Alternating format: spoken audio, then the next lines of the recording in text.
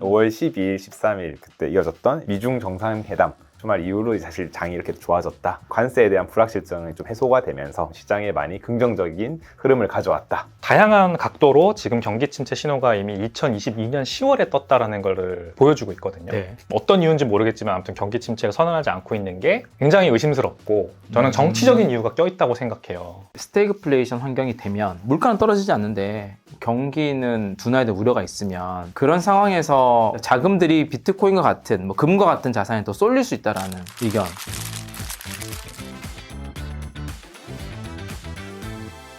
안녕하세요, 코인투자학교입니다. 여러분 반갑습니다. 오늘 또 지난 한 주간 또 이번 주 그리고 또 이후의 전망들 좀 다뤄보도록 하겠습니다. 오늘 또 훈종님, 상록님 함께 했는데요. 상록님부터 간단히 소개해 주시면 좋겠습니다. 네, 알겠습니다. 네, 안녕하세요. 블루에스 대표 표상록입니다. 네, 반갑습니다. 저는 표상록의 코인 포트폴리오 채널 운영하고 있고요. 오늘도 이렇게 코투학 여러분들과 같이 함께해서 좋습니다. 반갑습니다. 네, 반갑습니다, 여러분. 저는 스매시파이 대표 백훈종입니다. 전지적 비트코인 시점이라는 유튜브 채널 운영하고 있습니다. 잘 부탁드리겠습니다. 네, 반갑습니다. 저는 비트코인을 적립식 투자해주는 서비스인 비트세이빙을 운영하고 있고요. 이장우의 비트코인 저금통이라는 채널을 운영하고 있습니다. 여러분 반갑습니다. 네, 오늘 또 시작을 해보겠습니다. 그러시죠. 요즘 어떠세요? 좀 가격도 좀 반등했고요. 그죠? 네. 그 지지 멸렬한 이제 9만 불대에서 10만 불 위로 올라와서 이제 좀 머물면서 또 약간 조정이 되는 흐름이기도 하고, 그리고 우리가 금리 인하나 시장의 유동성이 조금 더 풀리는 것을 자산을 투자하다 보니까 기대를 하고 있을 수밖에 없잖아요. 네. 근데 그러기 위해서는 인플레이션이나 이런 부분에 있어서 좀 우려 해소돼야 되는데 그런 지표들이 좀 나오는 것 같기도 하고, 두 분은 또 저도 그렇긴 하지만 또 크립토를 본인 채널에서도 엄청 많이 다뤄주고 계시잖아요. 그래서 전반적으로 또 이번 한 주가 좀 어땠는지 간략하게 한번 좀 얘기 들어보고 또 한번 스타트 해보도록 하겠습니다. 한 주 좀 어떠셨어요? 사실 뭐 한 주라고 시작하면은 저는 주말부터 이어졌다 좀 말씀을 드리고 싶고요. 5월 12일, 13일 그때 이어졌던 미중 정상회담 주말이었지 않습니까? 주말 이후로 사실 장이 이렇게 좋아졌다. 라고 해석을 할 수 있고, 그게 사실 관세에 대한 불확실성이 좀 해소가 되면서 그쵸. 이제 그런 게 되게 좀 시장에 많이 긍정적인 흐름을 가져왔다 생각을 하고요. 사실 그때 주말이라서 가상자 시장이 확 올랐었죠. 근데 그 시기에 올랐고, 근데 월요일, 화요일에 약간 조정이 있었어요. 조정이 있었던 거는 주식시장으로 자금이 또 이동되었기 때문이거든요. 주말엔 안 열었고, 이제 평일에 여니까. 그렇게 해서 잠깐의 조정이 있었지만, 이후에 다시 또 반등을 계속하면서 긍정적인 흐름을 가져가고 있고, 뭐 말씀 주신 것처럼 물가지수 발표 많았지 않습니까? 소비자 물가지수, 생산자 물가지수. 예상치보다 좀 하회하면서 인플레이션에 대한 우려는 좀 적어졌다.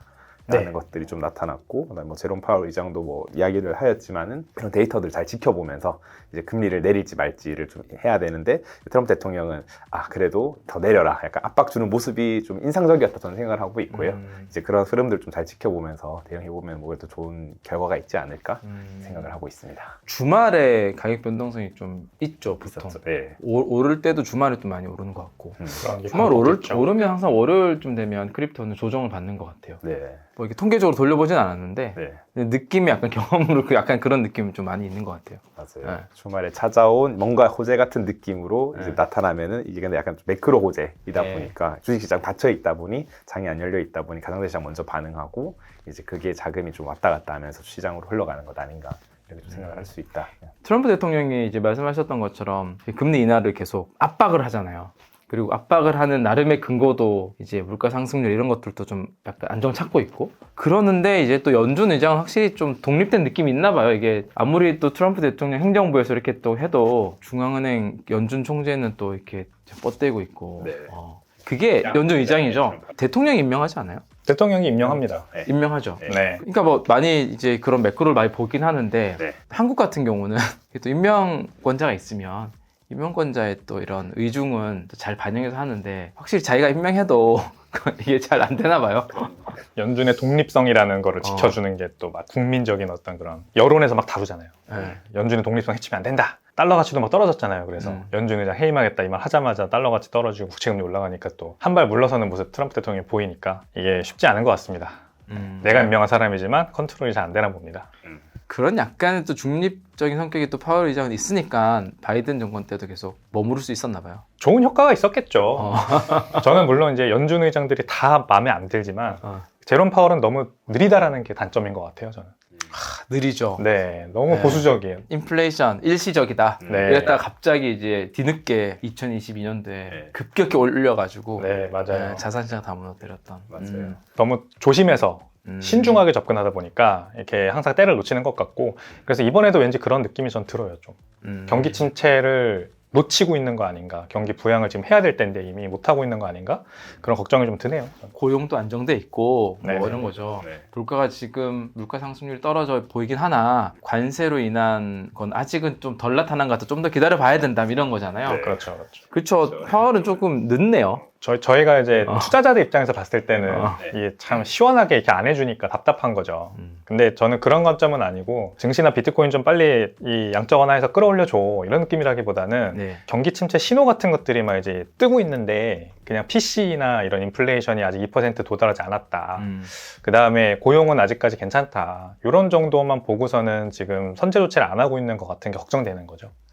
이러다가 경기 침체가 진짜 세게 올까봐. GDP도 한번 이게 마이너스 성장했고. 훈종님이 봤을 때는 확실히 경기 침체 우려가 지금 있다. 그래서 금리 인하를 지금 해야지 적절하게 하는 시기인데 좀 늦는 것 같다. 이런 그렇죠. 생각이신 거죠. 어떤 포인트를 봐서 좀 더 그렇게 생각하세요? 아니, 우선 경기 침체 시그널이 그 LEI라고 리딩 이코노믹 인덱스라는 거를 컨슈머 보드랑 미국의 그다음에 NBER이라고 전미 연합 경제 연구소가 발표를 합니다. 네. 근데 이 LEI라고 하는 리딩 이코노믹 인덱스 선행 지표가 다양한 각도로 지금 경기 침체 신호가 이미 2022년 10월에 떴다라는 걸 보여주고 있거든요. 네. 적어도 2023년 중순 정도에는 그래서 경기 침체 선언을 했었어야 된다는 거죠. 그래서 NBER이 원래는 한 6개월에서 1년 정도 이렇게 뒤늦게 경기 침체 발표를 하긴 하더라고요. 네. 코로나 때는 4개월 만에 발표를 했어요. 그거는 너무나도 완벽한 신호였기 때문에. 네.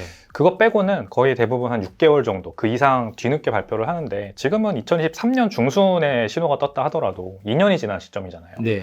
그러니까 뭔가 어떤 이유인지 모르겠지만 아무튼 경기 침체를 선언하지 않고 있는 게 굉장히 의심스럽고 저는 정치적인 이유가 껴있다고 생각해요. 이게 트럼프 대통령이 누르고 있는 거든 네. 아니면 전임 정권인 바이든 행정부의 탓으로 돌리지 않기 위해서 선언을 안 하고 있는 거든 네. 지금 발표하면 너무 이제 트럼프 대통령 초기니까 전임 정권 탓으로 가잖아요. 네. 그런 것들이 다 이렇게 좀 껴들어 있는 거 아닌가 의심이 들고요. 그래서 이거를 실제로 걱정하는 경제학자들이 좀 있어요. 이미 경기 침체다 지금. 그래서 빨리 기준금리 내려야 된다. 안 그러면 세게 온다. 이런 걱정을 좀 합니다. 제가 그래서. 지금이 이제 4.25에서 4.5 네. 죠. 네. 하반기에 어느 정도 갈 것 같습니까? 금리. 예, 인하폭이. 페드 와치 툴에 따르면은 일단 두 차례 인하 확률이 가장 높은 것으로 보여지고 있고요. 두 차례 인하니까 0.5% 정도 인하이니까 네. 그게 그냥 시장의 컨센서스 정도이다. 네. 네. 그 정도가 이미 반영돼 있다 이렇게 보면 되겠네요, 가격은. 그렇죠. 그거보다 더 인하하면 이제 자산 가격에는 좀 더 단기적으로는 긍정적일 거고. 맞습니다. 그 정도. 네. 근데 PC가 2%까지 딱 내려오는지가 관건인 것 같아요. 지금 PC가 안 내려오고 있는데 소비자 물가랑 생산자 물가는 다 전월 대비해서 하락했잖아요. 근데 이제 PC가 그래서 연준이 가장 주의 깊게 보는 지표이기 때문에 지금 2.3%인가 뭐 그런 걸로 알고 있는데 2%를 딱 찍어야 될 거예요. 2%를 적어도 몇 개월은 이렇게 딱 2%나 그 이하 수준으로 네. 연속적으로 나와줘야 자신 있게 기준금리 인하를 할 것 같습니다. 경기나 경제 전반에 그런 충격이 좀 있어야 0.5%보다 더 인하할 수 있는 환경이 되는 거 아니에요? 그렇죠. 그런 환경에서 이제 말씀하셨던 PC나 이런 것들이 좀 받쳐주고 하면 그렇죠. 뭐 충격이라 하면 결국은 주가나 이런 것들이 너무 급격히 빠진다거나 어떤 요소에 의해서 네. 그치 그렇게 돼야지 그나마 좀 움직이지 아니면 뭐 그렇죠. 그림 같은 상황은 경기도 조금 하강하는 게 확실히 나타나고 GDP 또 마이너스 성장 나고 고용도 이제 실업률도 올라가고 네. 예. 그러면서 이제 인플레이션도 잡혀가지고 2%대 딱 이제 내려오고 네. 그러면은 연준 입장에서는 그림 같은 상황이 펼쳐지는 거라서 바로 기준금리 인하 해주겠죠. 근데 이제 우려되는 거는 인플레이션은 안 잡히는데 경기 침체만 오는 스태그플레이션이 오면은 이제 네. 이거는 또 연준 입장에서 복잡한 상황이라서 그렇게 될까봐 또 걱정입니다. 그게 우려하는 상황이긴 하죠. 네, 그죠?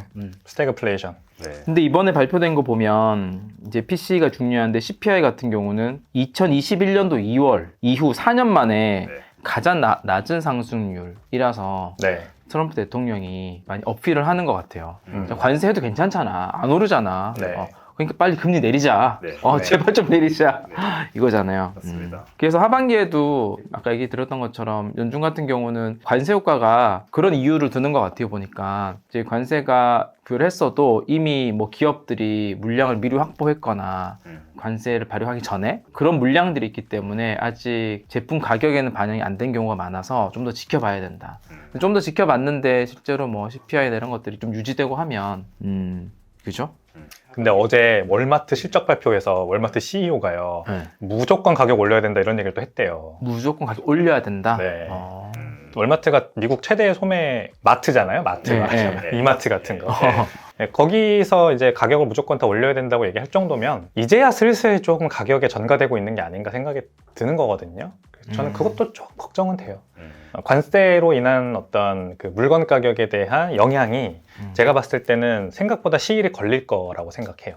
4월 2일이 해방의 날이었잖아요. 네. 그 뒤로 이제 해외에 있던 선적을 앞두고 있던 물건들이 컨테이너에 못한 경우가 이제 있겠죠. 왜냐면 이제 관세가 먹여졌으니까 바이어들이 주문 취소하고 네. 또는 탔을 경우에 이제 내려오면은 거기에서 이제 FOB라고 선적가가 올란 상태로 내린단 말이에요. 네. 그러면 거기에서 주문을 취소하는 경우도 있어요. 그래서 이 트랜짓 시간을 우리가 계산을 해야 되는데 뭐 태평양이나 대서양을 건너오는 게 한 60일, 뭐 길게는 90일도 걸린단 말이에요. 배 타고 오는데 그게 아직 안 지났죠. 그러니까 4월 2일 이후로 지금까지 한 달밖에 안 지났으니까 아직은 모른다. 네. 그리고 이제 미국 내에서 뭐 트러킹도 한 뭐 7일에서 10일 정도 걸리잖아요. 네. 내륙 운송하는데도. 네. 그러니까 사실 한 7월, 8월은 돼야 본격적으로 물건 가격이 올라가든 아니면은 이 월마트 같은데 진짜 물건이 막 재고가 비고 막 이런 사태가 발생하지 않을까. 그렇게 된다는 건 아닌데 문제가 진짜 있다면은 그때야 좀 알 수 있지 않을까 싶습니다. 그래서 아까 말씀하셨던 이제 스태그플레이션 환경이 되면 물가는 떨어지지 않는데 경기는 둔화에 우려가 있으면 그런 상황에서 자금들이 비트코인과 같은 뭐 금과 같은 자산에 또 쏠릴 수 있다라는 의견 우리 그때 그렇게 나눴던 것 같은데 그죠? 그렇죠. 그럴 때는 알트코인은 굉장히 힘들겠어요. 가치를 저장할 수 있는 금과 같은 성격은 아니니까. 그렇죠. 알트코인은 또 상록님이 전문가니까 네. 그런 상황에서 어떻게 되는지 한번. 그 말씀하신 시기가 오면 사실 좀 경기적으로 이렇게 약간 투자자에 대한 심리적으로 약간 좀 떨어져 있는 시기이고 네. 그렇기 때문에 좀 약간 안전자산 같은 이제 금 또는 이제 디지털 금과 같은 비트코인으로 그렇죠. 수요가 생기니까 이제 알트코인 입장에서도 좋지 않은 시기가 될 것 같아요. 이제 그래서 오히려 뭐 비트코인의 도미넌스라고 표현하는데 그게 더 높아지는 시기였고 이제 과거에도 그랬었다라고 볼 수 있고요. 그런 시기일수록 사실 저희도 비트코인에 좀 더 집중을 하는 시기가 필요하다고 생각을 하고 있고 알트코인 사실 떨어지는 그 변동폭도 더욱 크지 않겠습니까? 물론 올라갈 때도 더 많이 올라가지만은 그래서 그 시기에는 좀 알트코인은 좋지 않은 시기가 맞는 것은 저도 맞다 공감을 그게 하고 결국은 뭐 나스닥 같은 이제 시장에서 기술주가 네. 굉장히 힘들어진 시장이고 맞아요. 암호화폐도 사실 기술 테크의 영역이긴 하잖아요. 웹3 블록체인 기반. 그렇죠. 그러다 보니까 다시 정리를 해보면 네. 스태그플레이션 같은 환경, 막 물가는 안 떨어지는데 경기는 막 침체 우려가 있고 아주 곤란한 상황이 생기면 시장에 돈을 좀 풀더라도 그 돈은 이제 가치 저장의 성격이 있는 금이나 비트코인 같은 곳에 쏠릴 확률이 높고 안전자산 쪽에. 네. 그러면 이제 비트코인이 간다고 알트코인이 간다라는 이제 이 크립토 내에서의 생겨난 이런 나름의 로직은 이런 환경에서는 안 먹힐 환경이 있다라는 거죠. 그렇죠. 있다가 저는 좀 그게 어느 정도 사람들이 익숙해지면 그 이후에 좀 시간이 어느 정도 지나면은 알트코인으로 올 수는 있다 생각을 하고 있거든요. 근데 말씀하신 것처럼 스테이크플레이션이 나타난 초기에는 이제 비트코인으로 더 쏠림 현상이 심화되면서 알트코인 좀 떨어질 확률이 더 높지 않을까. 나는 그런 질문 드리고 싶어요. 우리가 그 크립토 분석하시는 분들 보면 비트코인 도미넌스를 얘기하고 비트코인 점유율이잖아요. 네. 도미넌스가 몇 프로 이하가 되면 알트코인 장이 온다. 뭐 이렇게 이제 얘기해서 특정 이제 도미넌스 비율을 보고 막 그러잖아요. 네. 그게 몇 프로 정도예요? 뭐 60%대인가? 지금이 비트코인 도미넌스 한 62% 정도 하고 있거든요. 근데 과거 사이클, 그러니까 21년 사이클에서는 보면 70% 고점 찍고 이제 40%까지 빠졌었습니다. 그렇죠. 네. 근데 이게 나는 네. 도미넌스가 떨어지는 거랑 알트코인 불장에 이런 인과관계는 없잖아요. 불장이 오니까 도미넌스가 떨어지는 거 좀 보이는 거지. 그럴 수 있죠. 네. 그게 왜 그 도미넌스 비중의 어떤 차트상에 어떤 지점이 내려가면 알트코인 불장이 온다 이렇게 설명을 막 하는 거죠. 근데 이게 저도 특별한 뭔가 숫자가 있진 않다 생각을 하거든요. 어. 근데 뭐 대충 이제 추세를 분석해서 하는 분들도 계시고, 저도 지금 같은 경우는 비트코인 도미넌스도 아직 계속 올라가고 있는 시기이긴 합니다. 근데 지금 최근 지난 뭐 1, 2주 정도는 비트코인 도미넌스 약간 빠지는 시기가 있었거든요. 65% 찍었다가 62%까지 한 3% 정도 빠졌어요. 근데 그 시기에 사실 알트코인 약간 순환매가 좀 돌았던 시기이기도 하고요. 그렇죠. 그러니까 어찌 보면은 뭐가 먼저냐인 것 같아요. 이게 달걀이 먼저냐 닭이 먼저냐인데 도미넌스가 빠져서 알트코인들이 장이 좋았을 수도 있고, 알트코인이 올랐기 때문에 도미넌스가 빠지는 걸 수도 있고. 그럼 여기서 보면 후자인 거지. 전자가 아니지 않나요? 근데 이제 그것을 좀 직관적으로 보기에 편한 게 이제 도미넌스라고 생각하고 있어요. 직관적으로 이제 도미넌스를 보면 떨어지는 게 보이네? 그러니까 들어가서 조금 떨어지는 걸 현재 좀 보자. 현상은 나는 도미넌스 설명해 주는 것 같은데, 예를 들어서 알트코인 불장은 뭐 테크주가 잘 나가거나 돈이 갑자기 많이 풀렸거나 뭐 등등이 이거 있을 때 이제 알트코인이 확 올라갈 것 같은데, 네. 그래서 이제 도미넌스가 숫자가 떨어져 보이는 거 아닌가? 그거네. 비트 도미넌스가 떨어지니까 알트가 많이 올랐다는 결과잖아요. 그렇죠. 근데 그 결과를 보고 더 많은 개미가 올라타라고 얘기하는 거네. 그런 거지 않을까요? 도미넌스 떨어졌으니까 지금 이게 불장이고, 불장이니까 지금 올라타라. 그 얘기를 하는 거죠. 그러니까 전문가들이. 그 도미넌스 하나의 지표네, 지표. 그럴 수 있네요. 그걸 이용해서 네. 빨리 알트 사라. 그렇죠. 그러니까 내가 너한테 팔고 나가게. 이 얘기를 하고 싶은 거지. 뭐 해석은 하기 나름이니까요. 또 하여튼 최근에 뭐 도미넌스 보면 이제 도미넌스 지표 있고, 또 알트코인 시즌 인덱스라는 것도 있지 않습니까? 최근에 보면은 알트코인 시즌 인덱스랑 알트코인 마켓캡을 또 같이 비교해 놨어요. 네. 최근에 보면 알트코인 마켓캡이 올랐거든요. 네. 마켓캡이 올랐는데, 반대로 그러면 알트코인 시가총액이 올랐으니까 인덱스는 또 올라야 되는 것 아니냐라고 볼 수 있는데, 오히려 인덱스는 또 빠졌어요. 근데 이제 이게 보면 사실은 알트코인 마켓캡 오른 것보다 비트코인 마켓캡 오른 게 더 컸기 때문에, 그렇죠. 그래서 이제 그거는 사실 어찌 보면은 이 시장 전반적으로 자금이 많이 들어오고 있다라는 또 반증이 될 수 있어서 지금 좀 긍정적인 면모가 있지 않나 저는 생각하고 있습니다. 예. 근데 요즘 선능에 또 그 알트코인 떴다방들이 많이 생겼답니다. 다단계? 다단계.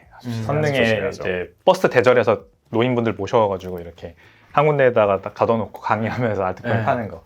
그게 다시 또 엄청 성행하고 있대요. 뉴스를 봤어요. 아. 이게 불장 전조 증상이거든요, 사실. 사람들의 기대감을 또 이용하는 거죠. 맞아요. 조심하셨으면 좋겠네요.